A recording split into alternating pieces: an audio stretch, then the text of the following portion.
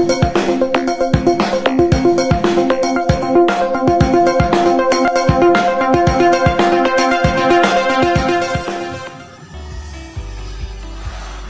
yang besar adalah bangsa yang menghargai jasa para pahlawannya.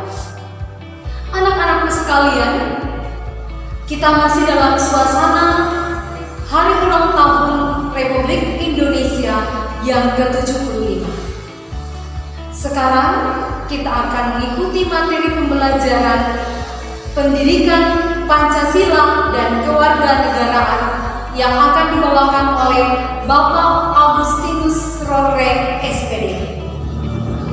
Materi pembelajaran ini seharusnya ditayangkan pada hari Kamis tanggal 20 Agustus 2020, tetapi karena bertepatan dengan Hari Raya Tahun Baru Hijriah, maka penayangan materi ini diundur pada hari Jumat tanggal 21 Agustus 2020.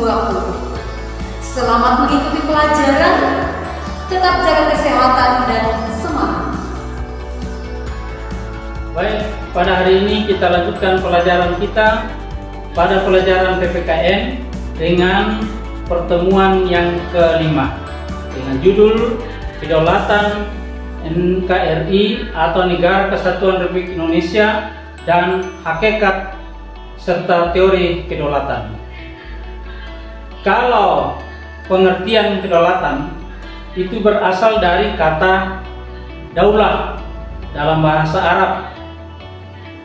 Kemudian muncul kata daulat, artinya kekuasaan atau dinasti pemerintahan. Jadi kedaulatan artinya kekuasaan tertinggi atas pemerintahan negara. Anak-anak sekalian, tujuan kita mempelajari pelajaran ini adalah siswa diharapkan dapat mengenal dan memahami ketentuan tentang bentuk dan kedaulatan negara. Siswa diharapkan menumbuhkan rasa ingin tahu terhadap ketentuan, bentuk, dan kedaulatan negara.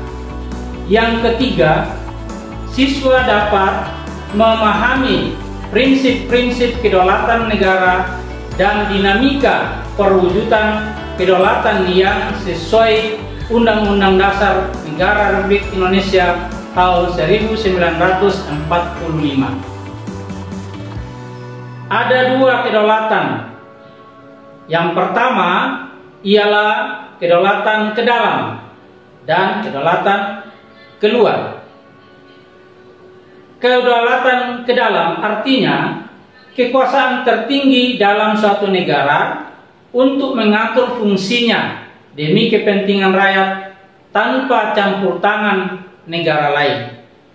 Atau secara sederhana bahwa kedaulatan ke dalam artinya kedaulatan yang tertinggi dalam suatu negara untuk mengurus tentang urusan rumah tangga negara yang bersangkutan tanpa campur tangan negara-negara lainnya. Kedaulatan keluar berarti kekuasaan tertinggi dalam negara untuk mengadakan hubungan dengan negara lain dalam mempertahankan wilayah dari berbagai ancaman dari luar. Kedaulatan dalam suatu negara itu mempunyai sifat. Jadi sifat kedaulatan ada yang namanya kedaulatan asli, ada namanya sifat kedaulatan permanen, ada kedaulatan tunggal, dan ada kedaulatan absolut. Sifat kedaulatan ada kedaulatan yang asli, yaitu kedaulatan yang tidak berasal dari kekuasaan lain yang lebih tinggi. Sifat kedaulatan yang kedua yaitu sifat kedaulatan permanen.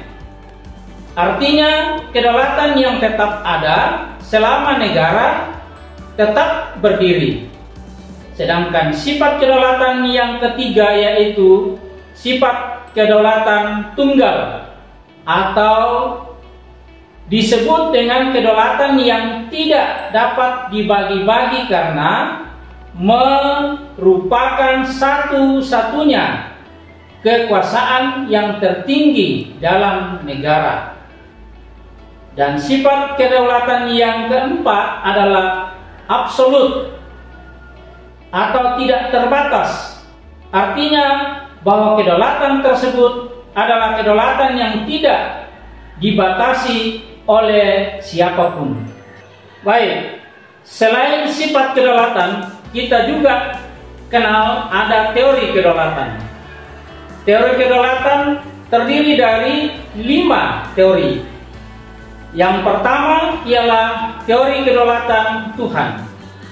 Teori ini mengajarkan bahwa raja atau penguasa tertinggi dalam suatu negara berasal dari Tuhan yang menjelma pada raja.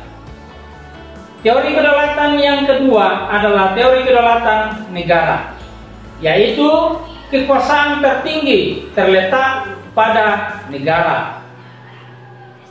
Dan teori kedaulatan yang ketiga adalah teori kedaulatan raja, yaitu kekuasaan tertinggi terletak di tangan raja dan keturunannya. Sedangkan teori kedaulatan yang keempat adalah teori kedaulatan hukum, yaitu kedaulatan tertinggi terletak pada hukum, entah itu kedaulatan hukum tertulis maupun hukum tidak tertulis. Dan yang terakhir adalah teori kedaulatan rakyat. Teori ini adalah kekuasaan tertinggi terletak di tangan rakyat yang prinsip ajarannya berasal dari ajaran demokrasi, yaitu pemerintahan dari rakyat, oleh rakyat, dan untuk rakyat. Itulah teori kedaulatan yang dikenal di dalam kehidupan bermasyarakat. Dengan demikian, pelajaran kita saya akhiri pada kesempatan ini, dan kita memperhatikan tugas-tugas yang akan dilakukan dan dikerjakan di rumah. Tugas yang pertama ialah tulis dan jelaskan secara singkat sifat-sifat kedaulatan. Yang kedua, tuliskan pula dan jelaskan secara singkat teori kedaulatan yang dianut oleh negara. Demikian pelajaran kita pada kesempatan ini. Selamat belajar di rumah. Semoga kita semua sehat-sehat dan salam kebangsaan.